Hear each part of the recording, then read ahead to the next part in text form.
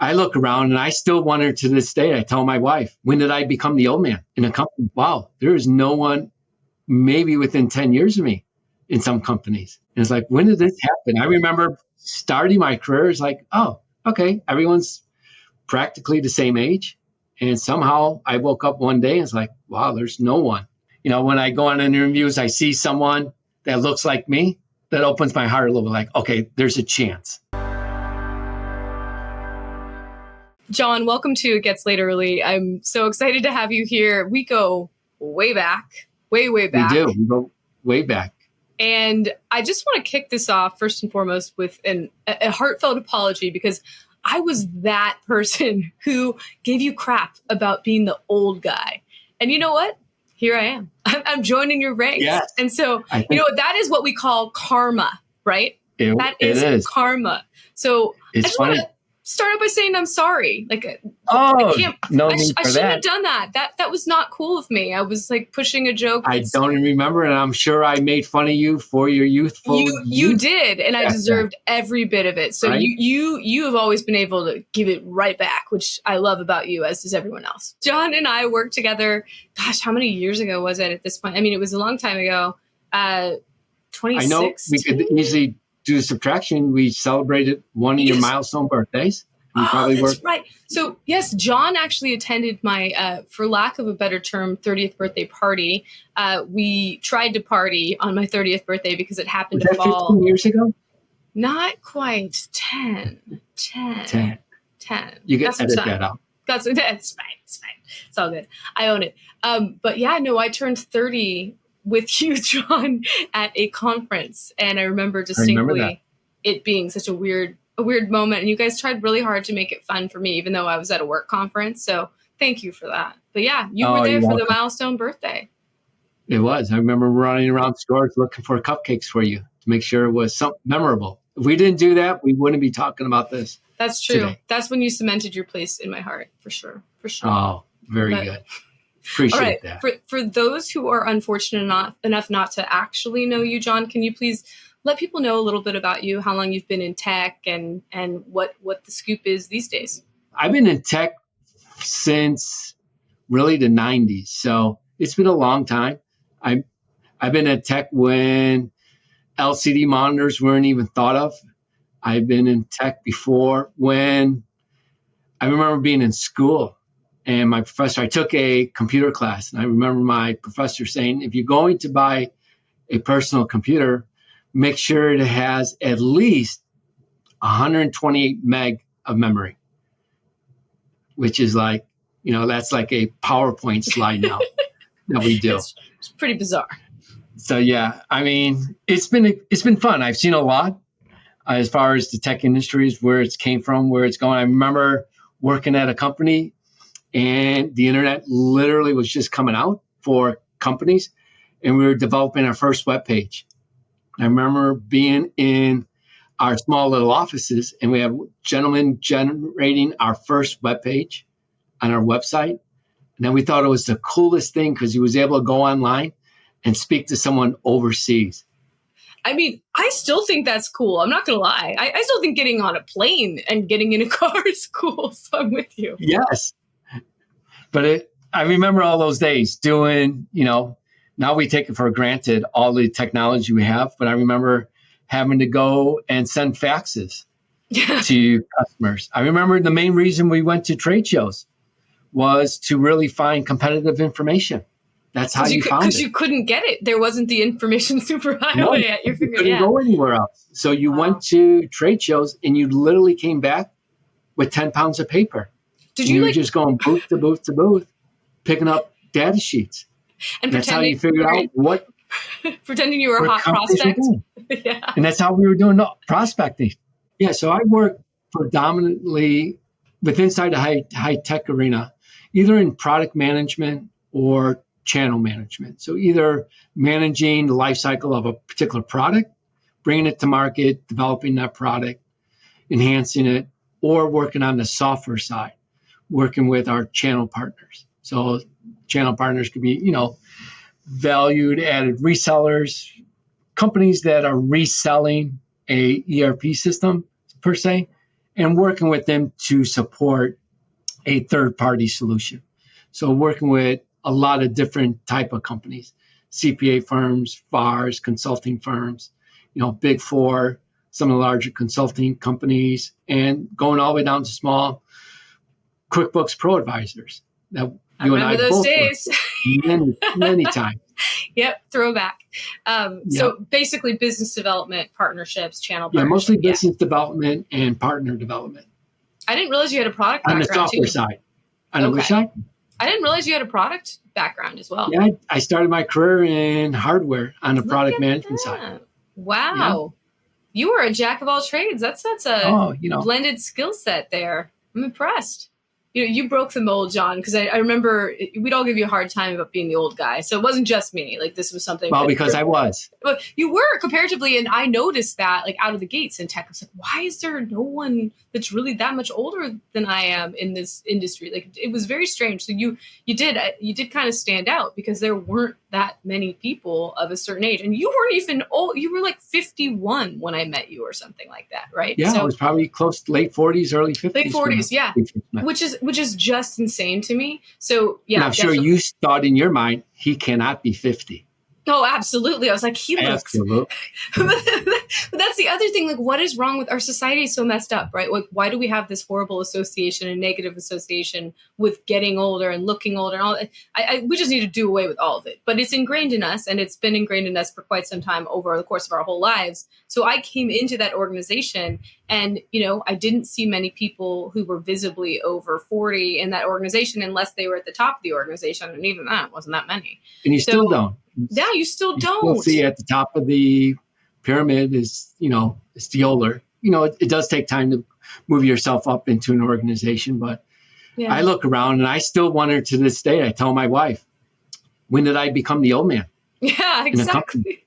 I look around and I was like, wow, there is no one maybe within 10 years of me in some companies. Gosh. What's that like? I remember starting my career as like, oh, okay, everyone's practically the same age. And somehow I woke up one day and it's like, wow, there's no one. And very few, especially now that I'm not working right now. So I'm going through like the interview process. And just when you're interviewing, you end up interviewing people that are like, wow, I'm talking to my son, which is fine. But it's, very few people at my age that I end up engaging with at the initial stages when you're going through the interview process. Yeah. But as you go through the layers of the interviews, you tend to meet up with people. Yeah, I do notice as you go through the interview process, the age does creep up a little bit. Okay, interesting. Which is good. I mean, so once you get to the hiring manager or the person that's running the department, then you have more things in common. Yeah. Well, and that's a great point. That's a great point. And, one thing that I find curious about that you just described is that, I can imagine there'd be circumstances in which, like, you don't make it past that initial call with the 25-year-old recruiter, right? Because they don't see you as someone like them. And they're not thinking from the perspective of, how do we increase, well, first of all, people aren't even talking about age diversity for the most part. Like, it's the last frontier of diversity, equity, and inclusion. For what reason? Well, we had to do some other really important stuff first, but now we're here and we should focus on it. It affects everybody. But so it's not even on their radar. And if they're looking for, culture fit, and they know that the majority of people around them seem to be of a certain age, in their 20s, 30s, like they're probably not going to connect with you necessarily at the same level. And so you might not get that check mark in order to go and meet the people who are more experienced, older, right? So you just get like cut off at the knees right there. Oh, most definitely. I do notice now at this point in my career, when I'm speaking to like the recruiters or at the first level, I consciously try to say things like, experience. You should be looking for someone with experience that could come out of the gate running because they've done X, Y, and Z. So in the past, that never came to mind, but now I'm thinking, okay, I may be competing with 30, 40-year-olds. And then, you look through a job description, you say, okay, I can pull that as a nugget. And let me try to insert that into the conversation. Somehow that'll be a positive. because, you don't know if there's age issues or age discrimination. There could be. They don't know it over your resume. They may be able to figure out. They can look on LinkedIn, see who you are. But once they see you, then they're going to know. I'm not going to pass for a 35 or a 45 or a 55-year-old probably any longer. So it's easy for them not to constantly say, oh, he's not going to fit in with our team because he's X. What they don't realize is someone that has gone through all the different stages, there's experience that they could bring to the table. Where if everybody was just in a particular age group, you're going to lose out because they won't have that experience. As you're working with clients and customers, those customers typically will be older, and the senior leadership typically will be older. So the decision makers, right? Yeah. So you run into, are you going to position your company? You'll have someone that's very junior that end up speaking with someone that's a little bit more senior, and they may not get that initially. Yeah. No, it's true. And ageism does cut both ways. I'm more concerned about it affecting older people than I am younger people, just quite frankly. But, people get dismissed all the time because of being too young or, too junior. And, it should be really more based on your experience / skills, right? What you're capable of, not just that snap judgment. But so that's so interesting to me. I want to hear a little bit more about what it's been like for you. Tell me about, well, first, let's go back and talk to me a little bit about what it was like being the old guy in the jobs that you've had. And then let's go back into more on the interview process because, it's a really tough landscape right now. Yeah. As far as like being the old guy, it's interesting because the company I was just with, I was working with people that were literally 22 to 26 years old, right out of college, real bright individuals. And they would always tell me, and we would work together and say, John, how do you know how to do all this? And they're like, I don't believe you could do it all. And they just didn't understand it. I go, guys, what you have to realize, I've had 30 years head start of all of you. Yep. I look back where I was at your age, and I told them, you blow me away. I wasn't even close to where you're at your age. You can't compare yourself to me, because I've had that 30-year head start. I've done a lot of things. So don't try to compare yourself to someone older, because they've always have that experience that you will gain over time. And that's something I've always tried to, when I end up, working with them, mentoring with people that are younger with me, like, don't try to compare yourself. You're at this particular point in time in your life, enjoy it. You're great now, and you're going to be great later, and you'll learn. And so I find I like that portion as far as being older in the workforce. Being the mentor, being the coach.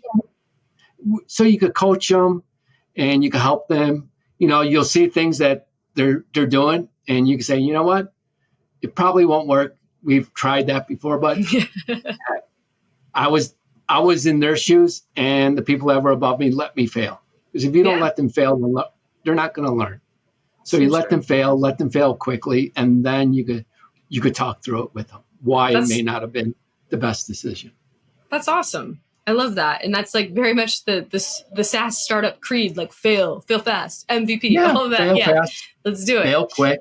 Yeah. Because if you don't fail. Get it out of there. Yeah. Yeah. Because if you think you're not going to fail, you're just not trying. And it's very true. Just not working hard enough. Everyone fails.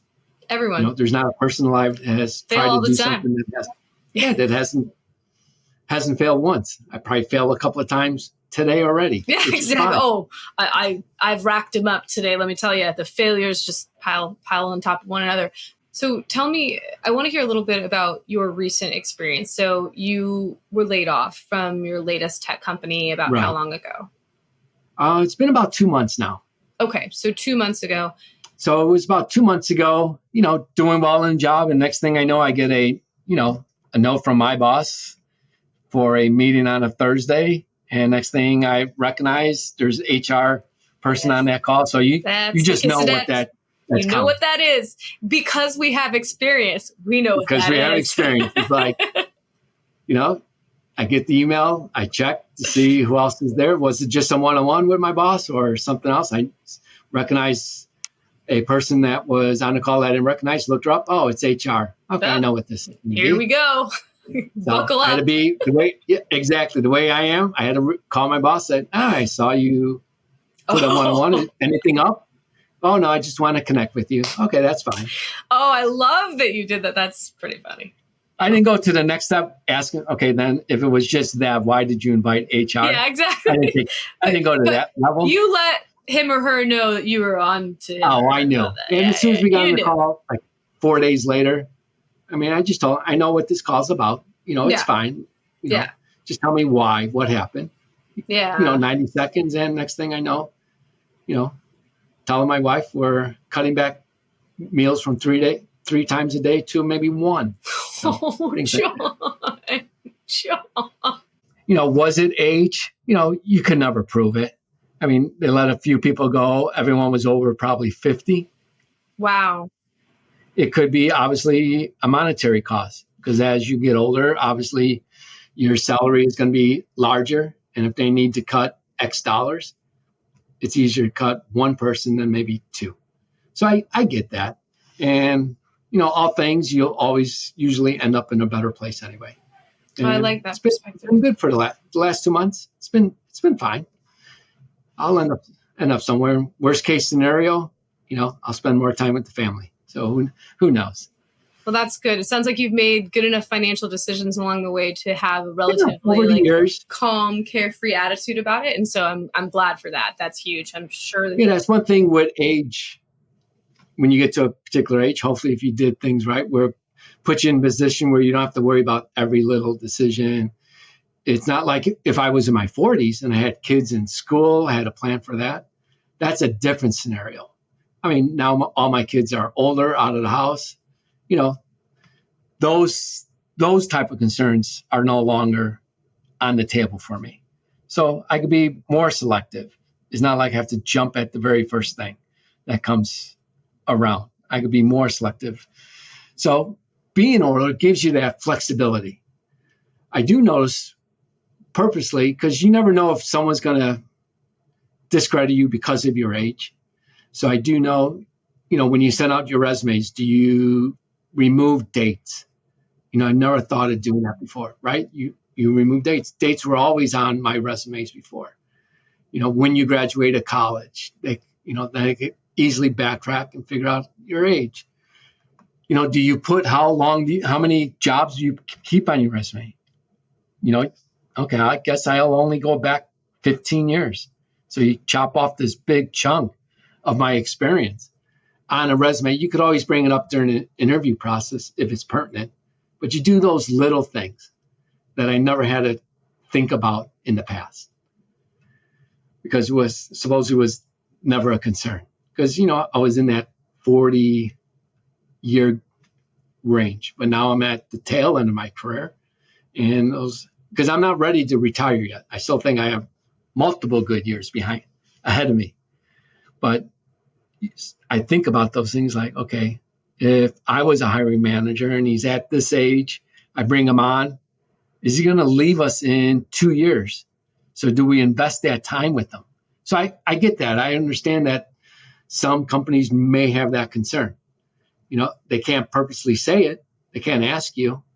But I can see them having that concern. It's like, if we have someone that's in 60, great qualifications, everything we're looking for, and we have someone that's maybe 50, more likely they will stick around longer than someone that's 60.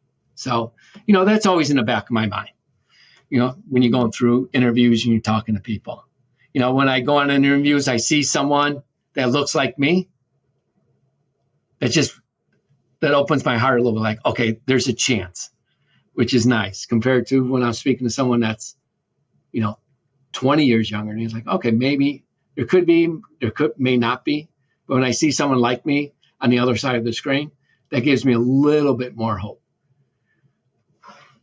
Same person on this side of the screen, but when I see it from the company, it gives me a sense that the company obviously doesn't consider age like some other companies may, especially if that person just started in a particular role at that company. Great point. It's not like the C-suite. Yeah. Yeah. Wow. Wow. I mean, you're saying everything that I've been thinking and certainly what I've been hearing. And I put a survey out to my community, and then it got passed around beyond that. And the stuff that you're explaining is just very top of mind for people even well before they get to where you are. Right. And how old are you right now? Believe it or not, I'll be 63. Believe it or not. Yes, I know. Yeah. Killing I'll be John. 63 in September. Oh. See, gosh. You must have been talking to my mom. We'll send you money. Amazing. But that's the thing. I mean, we just have these associations with older people and certain ages. Like people say, wow, I can't believe you're X number of years. And it's like, well, right.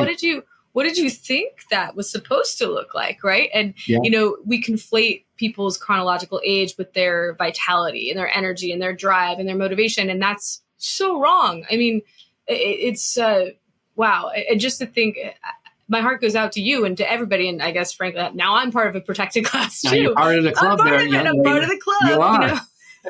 Like you said, it's probably a little easier for me right now, of course, than it would be 20 years out. But, all the stuff that you bring up is so real. You say it's easier. I may say it could be harder because you are in that situation financially where you need to work for another 20 years, potentially.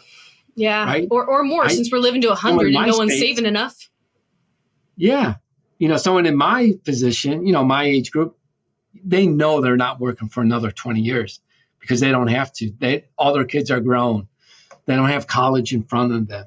You have two little ones. You have college in front of you. You can give more than I can right now, actually. Yes. You have a wedding or two in front of you. Right. That's amazing. People are sleeping on older employees. People are sleeping on the over 50 crowd because they have they're empty nesters, right? If they've chosen to have kids, those kids have flown the coop. Like they are ready to rock. They're ready to give all. They're ready to crush it.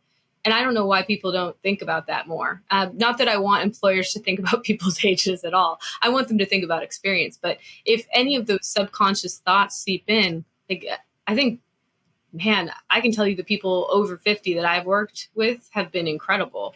And, we have a lot of work to do as a society. Oh, we do. Yeah, you look at, you see stories about work ethic as far as the younger generation, older generation.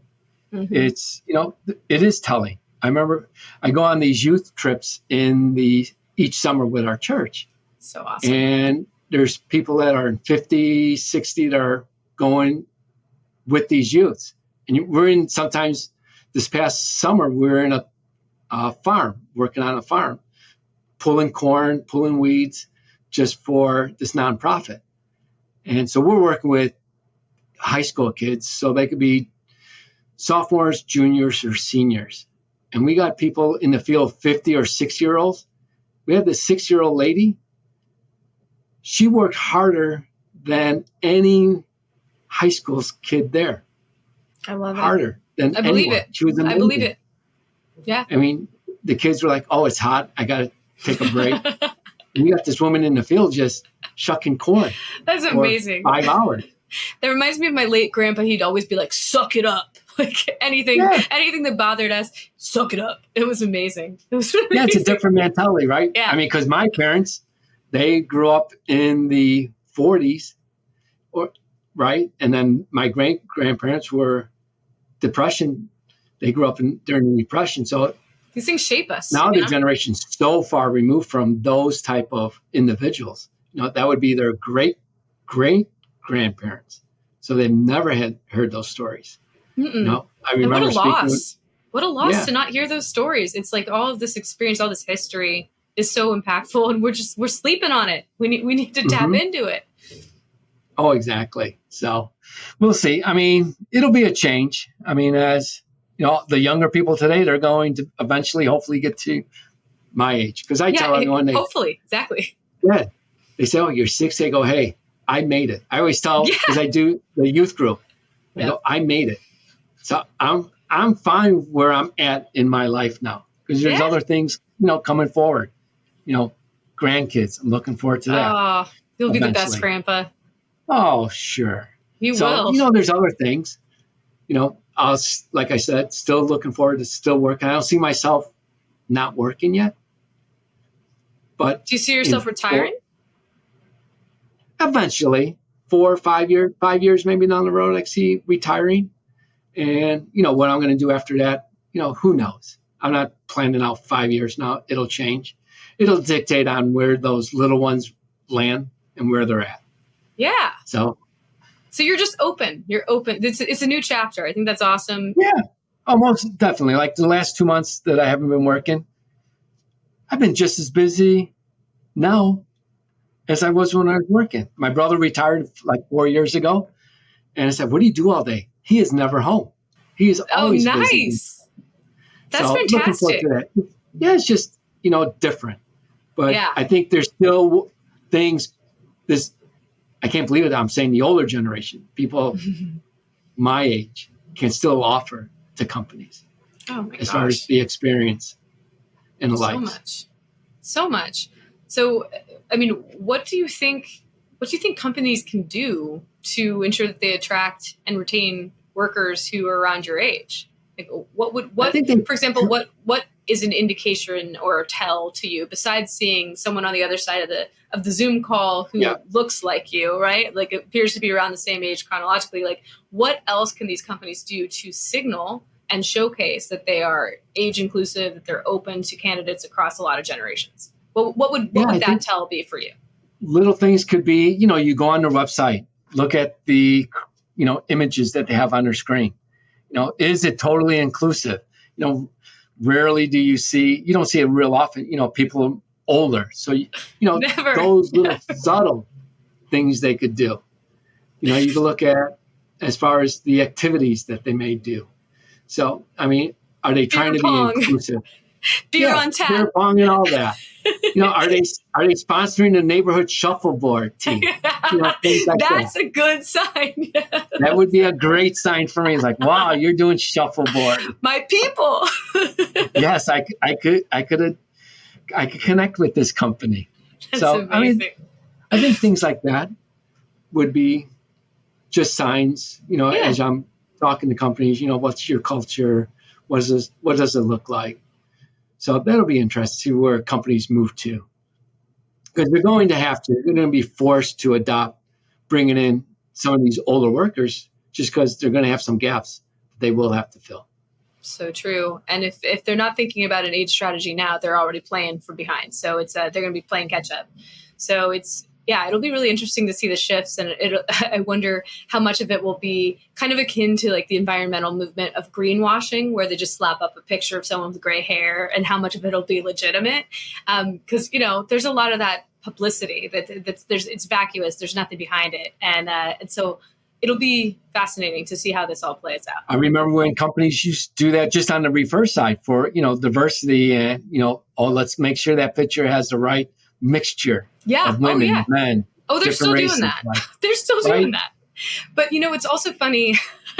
I've been at companies where they have, promotional videos and whatnot that showcase their workforce. And it's literally almost entirely young white people, like no one over 35, like visibly. And, you send that to a new employee and they're like literally doing karaoke in the video in the office, eating pizza. And I'm like, what is going on? Like, what signal are you sending here about what I can expect? I'd like to see a promotion, ballroom dancing.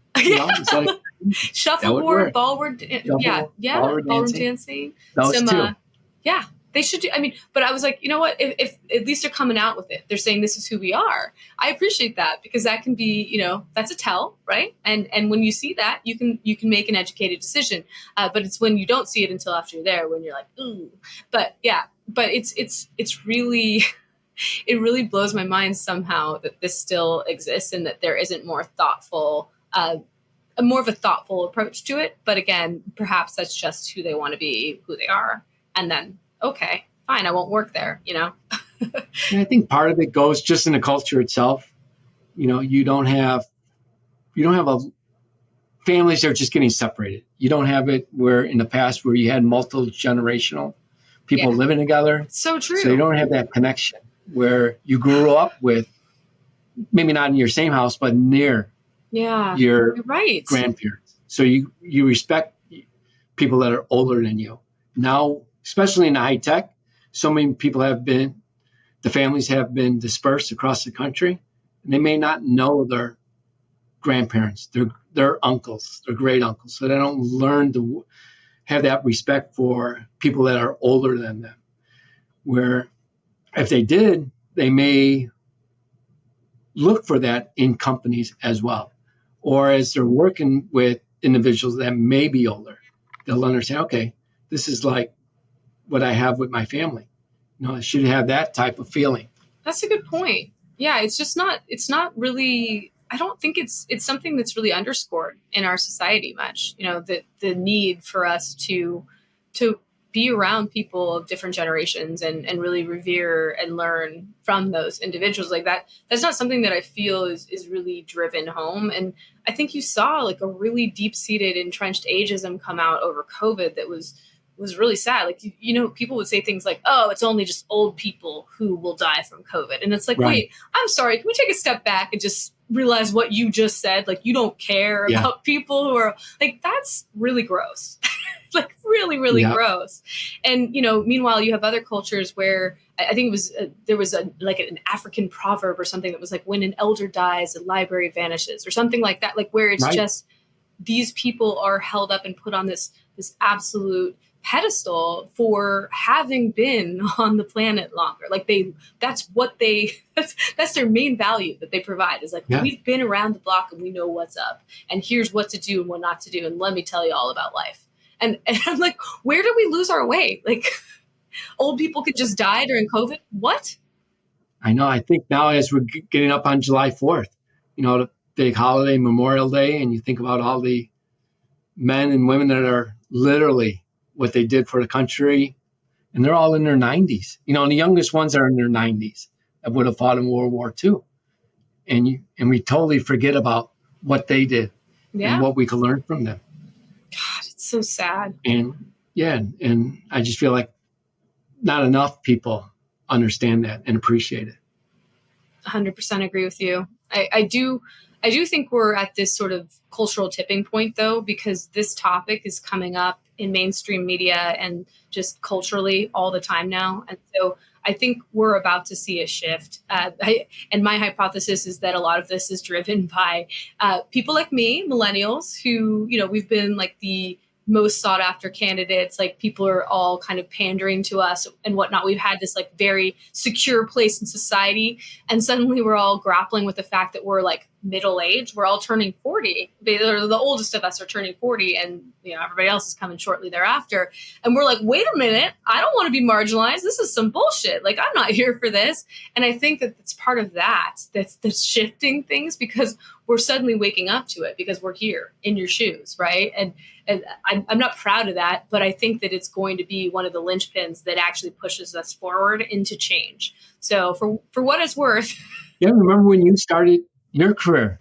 Yeah. In 20 years ago, how it was probably a lot easier because just this, in the middle of the high tech boom, right? Yeah. Like in one of your broadcasts just earlier, they said, as long as if you had just a pulse, that's all you needed. To get a job at some of these at Silicon Valley. So it was a lot easier back then because, the technology is just emerging compared to now 20 years later, look where you're at. But people could tap that. You have 20 years experience that they could tap into. I do. And yet I find myself wanting to hide it, which is insane. Yeah. Just imagine all the experience from 40, 50, and 60-year-olds. I would be so good. Exactly. I'm going to be so good. But yeah, I want to make sure I just had this pit in my stomach. Like, am I in the right place? Am I in the right industry? Will they like me later? I'm heartened when I see people like you who've continued on and had good careers in tech. But it also, I don't know how many other John Parisis there are. I mean, you are an enigma and a unicorn for sure. But I don't know how many more of like I'm like, where are the other John Parisi? You said it yourself. You're like, you look around, you don't see anyone who looks like you at these companies. And my wife tells me all the time, I'm one of a kind. Oh, I don't know if I take that as a compliment, but one of a kind. Could go either way. But, you felt that. And so let's dig into that a little bit. Like, so you have this ability to connect with people of all different ages. I've witnessed that for sure. You've just described some of it. You clearly work with youth groups. Like you mentor kids. You really you're out there doing great work in that regard. But, what do you think some of your peers are feeling? Like some people who are in your same age group in tech, is this something you guys have talked about even openly, or do you all kind of like just think it and not say it out loud? No, we talk about it. Friends, same situation where either on their tail end or close to getting retirement, but they all feel like, you know what? I may be 60, but I feel like the mindset though, still in their 40s. They don't think of themselves at the chronological age that they're at. They know they could truly still contribute to companies, and they have so much, and they do want to share it. That's what I feel with a lot of friends that I end up speaking with. They want to share the knowledge that they have. They want to pass it along because there's no need to keep it to yourself. There's no value to you keeping your knowledge internally.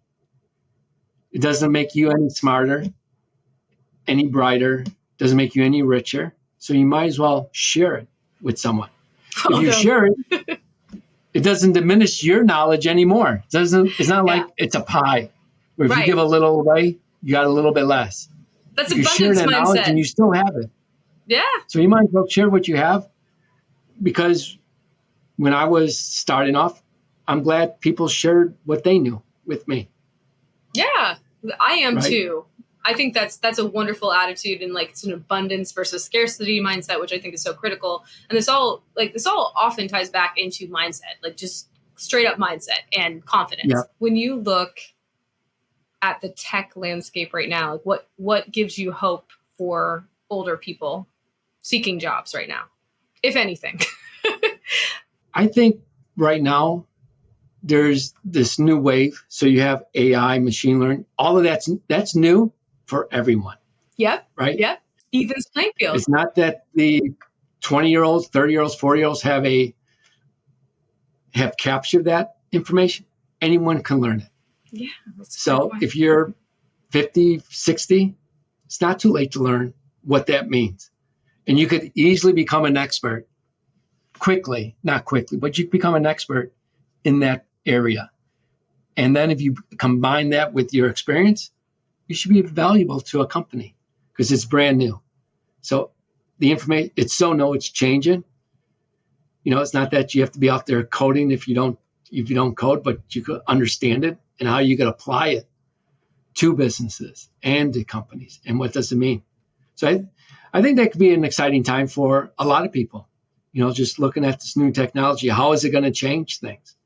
I think it's going to change it tremendously for a lot of industries. You look at where AI could take accounting. Will we need accountants? Maybe not. You got AI doing that. Marketing. I could go on systems now and have them create a marketing plan for me, at least a very good skeleton in relatively short period of time. Right? Graphic artists. You could tell the AI machine just to create images for you, logos. So there's so many industries, professions that are going to be impacted with this.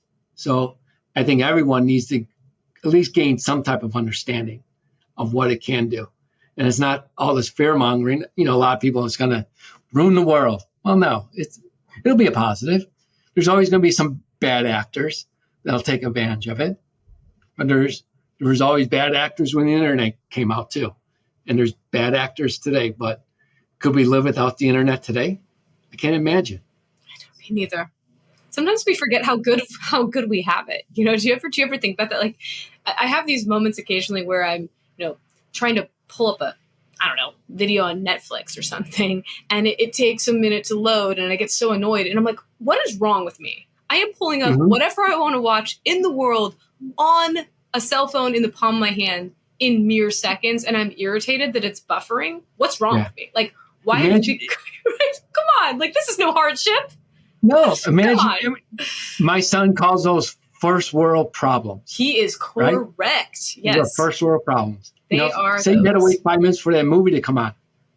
Without the internet and everything, you would have drove to Blockbuster 10 minutes from your house, waited in line 5 minutes. Right? And then they didn't rewind it. Remember, they didn't rewind it. Be kind, rewind. Yeah. Yeah. We're dating ourselves. Be kind, rewind, Blockbuster. Yeah. So for everyone that's watching this broadcast probably understands and has experienced Blockbuster in their life. You know, I bet the majority of those, who knows, maybe we have some sleeper 20-year-olds checking this out, realizing that they too will one day be old like us. Who knows? Yeah, I mean, I'm not kidding. Hopefully so. But I went on, Reddit threads. I went deep in Reddit threads, and I saw things that blew my mind, like 18-year-olds wondering if they should get into tech or go into medicine because they're so worried about being aged out of tech. They're worried about this as an 18-year-old male. Like, this is pervasive.